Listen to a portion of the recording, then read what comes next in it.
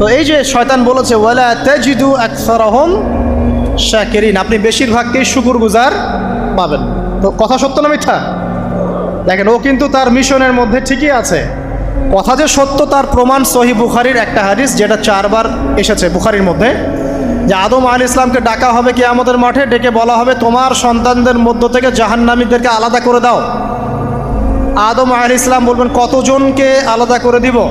আল্লাহ পাক বলবেন প্রতি 1099 জনকে জাহান্নামের জন্য আলাদা করে দাও। শয়তানের কথা ঠিক না বেঠিক? এবার আল্লাহ রাব্বুল আলামিন তাকে বের করে দিলেন। ইবলিস এবার বের হয়ে গেল, চ্যালেঞ্জও করলো।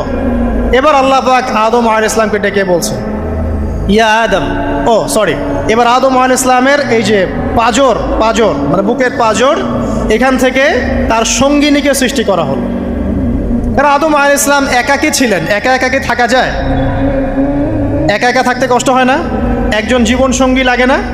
তো আদম আলাইহিস সালামের এই বাম পাঁজরের হাড় থেকে হাওয়া আলাইহিস সালামকে সৃষ্টি করা হলো। সৃষ্টি করার পর আরও একটা ঘটনা আছে যে আল্লাহ রাব্বুল আলামিন আদম আলাইহিস সালামের পিঠের যে অংশটুকু আছে, এই অংশটুকু থেকে আগামীতে যত আদম সন্তান আসবে সবাইকে ছোট ছোট পিঁপড়ার আকৃতিতে সামনে নিয়ে দেখালেন। সুবহানাল্লাহ। যত আদম সন্তান আসবে আল্লাহ পাক সবাইকে আদমের সামনে দেখালেন এবং বললেন এই যে শুভ্র অংশ যারা, মানে সাদা অংশ যারা